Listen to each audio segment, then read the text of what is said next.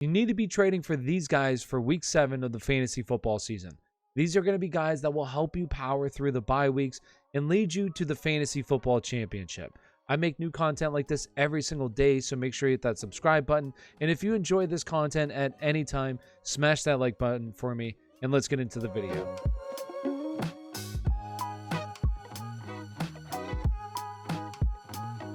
The first guy on the list is going to be Leonard Fournette. And this upcoming week, they play the Chicago Bears, but right now, Leonard Fournette is seeing elite usage. He falls in the same category of guys that I've talked about with Darrell Henderson, DeAndre Swift, James Robinson, where he's not technically like a buy low candidate. He's more of a buy high, but that's fine because right now I just don't think that the fantasy football community is valuing him correctly. Leonard Fournette is an RB1. He's going to be an RB1 for the rest of the season. He's going to be a top 10 back. You can see it in his workload right now. He's now averaging over 20 touches per game over the past 3 weeks. Over the past 3 weeks, his snap share has increased dramatically, where 1 week it was over 80%, the rest of the time it was over 60%. He's seeing elite usage in the passing game. Over the past 3 weeks, he's seen at least 5 targets per game and has over 40 receiving yards in those games. On top of that, he's also seeing elite red zone usage as well. Leonard Fournette right now is a bell cow running back in the league's best offense. You want Leonard Fournette.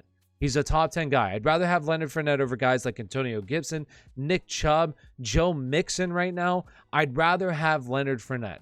Go out, get Leonard Fournette. Thank me later in the season when he probably going to win you your championship. All right, so go out, get Leonard Fournette. The next player on the list is going to be Miles Sanders.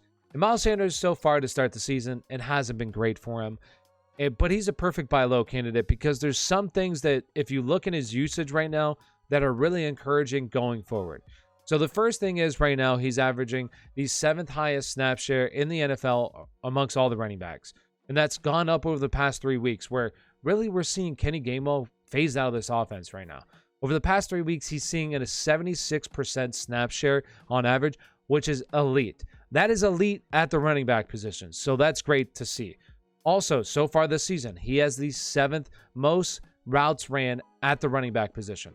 That's great as well. We want to see that. Your top tier running backs who are scoring the most points in fantasy football right now are Najee Harris, DeAndre Swift. You have Austin Eckler. These are your guys who are scoring a lot of fantasy points because they're running routes. Miles Sanders is running routes. Routes run leads to targets. Targets leads to receptions. Receptions lead to points in your PPR leagues. So that's encouraging. If we just have Jalen Hurts dial back the rushing a tiny bit, there's a lot of potential here for Miles Sanders. A lot. This past weekend, he saw 4 red zone touches, which is really good. If that's going to continue going forward with his usage in the passing game, there's a lot of potential with Miles Sanders. So right now, I would be trying to buy low on him because there's a lot of people out there that want to drop him. So buy low on Miles Sanders while you can. The next guy on the list is going to be Elijah Mitchell. And Elijah Mitchell is the clear back in this offense. He's kind of in the same category as Leonard Fournette in the sense that it's just people aren't valuing him correctly right now. He is a high-end RB2 for the rest of the season. I know that Jeff Wilson's going to be back at some point, but the date keeps getting later and later where it's now late November. And really, I think that even if he does come back, Elijah Mitchell's going to be the guy. You're going to have JaMychal Hasty come back at some point, but as we saw week 1, Elijah Mitchell's clearly ahead of JaMychal Hasty, where he literally handled all the snaps in the backfield, all the touches in the backfield to JaMychal Hasty's 1. So clearly ahead of him as well. He's clearly ahead of Trey Sermon, as we saw in the prior game, week 5, when Trey Sermon played 2 snaps for this offense. So he's the lead back in a Kyle Shanahan offense that wants to run the football. You have Jimmy G coming back this week, which is actually good for his value because that means no more rushing attempts for Trey Lance. You have Elijah Mitchell who's going to get those rushing attempts, and he's also going to be involved in the passing game. Where last week, well, not the week last week, but the week prior, he ran 13 routes. Right now, Elijah Mitchell is a high-end RB2. Go out and get him like that because I don't think a whole lot of people are valuing him right now as a high-end RB2. So go trade for him. The next guy on the list is going to be Michael Carter. And really, to try to trade for a Jets player right now doesn't seem like the best investment in fantasy football. But there's definitely some encouraging signs with Michael Carter's usage, kind of like with Miles Sanders, where number one, he's already had his bye week, which is great. You want to trade for players that are kind of already had their bye week because they hold a little bit more value where you don't have to worry about them sitting out anymore. But right now, what we've seen with Michael Carter is his snap share gradually going up every single week. His touches are now going up every single week. And that's good. Now, the Jets offense right now is one of the worst offenses in the NFL. So that's really going to limit his upside. But if the Jets offense, which is very young, by the way, very young, Zach Wilson has not looked particularly that good this season. But if he can get a little bit better, where this Jets offense isn't, 31st in the NFL anymore, where it's maybe, mid-20s, a little bit upper 20s, maybe like offense number 23, 22, 24 in that range, then there's more potential there for Michael Carter, and I really do think that he can be an RB2. More of a mid-lower end RB2 for the rest of the season, but still, you want to trade for guys that have that potential right now, because you don't have to overpay for these guys. You can get them pretty cheap, and they're going to provide you value down the stretch when you're going to really need it. When more players get hurt, more bye weeks happen, you're going to need that depth. So right now, Michael Carter is a perfect candidate to try to go and get, because I believe that this team is going to slowly, which they have been, slowly start unleashing him a little bit more and more, because he's clearly this team's best running back. So go out and trade for Michael Carter. The next player on the list is going to be J.D. McKissic. And right now, for me, there's some concern that Antonio Gibson is going to be shut down at some point for maybe a little bit, 3 weeks or so, maybe a little bit longer, or possibly the season.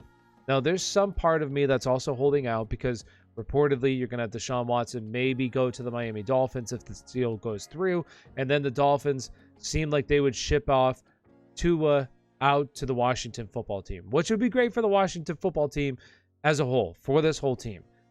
But if that doesn't happen, if it doesn't fall through, if it does fall through, you're going to have this team stuck with Taylor Heineke, which Taylor Heineke hasn't played that bad. But right now, the defense is awful. This defense is terrible. I mean, don't get me wrong, Taylor Heineke hasn't been the best either. But this defense, from what they should have been this season, they've fallen so short right now in their expectations. So at some point, what is the point of the season? What is the point of the season? This team is not good.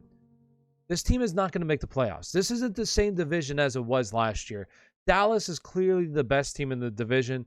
Right now, Washington is on the way outside looking in to try to get the playoffs. I know it's still early, but do you see any hope for Dallas trying to make the playoffs? So at what point is it worth keeping Antonio Gibson in this same rinse and repeat cycle of rehabbing and trying to get back out there and leaving some games and trying to get back out there, where the fantasy football doctors and the pro football doc have already talked about a possibility where you could have Antonio Gibson severely hurt himself and have to get surgery?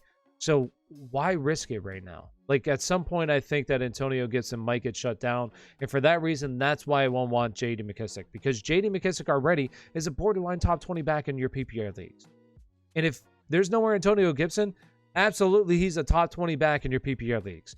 You need to try to get him in right now for me, because I think, like the other guys that I've talked about, Elijah Mitchell and Michael Carter especially, I just don't think that it's going to take a whole lot to get J.D. McKissic right now. I think he's a great guy to try to get right now, and he's going to provide you with a lot of value down the stretch. So go out, see what the J.D. McKissic manager wants for him, and that does it.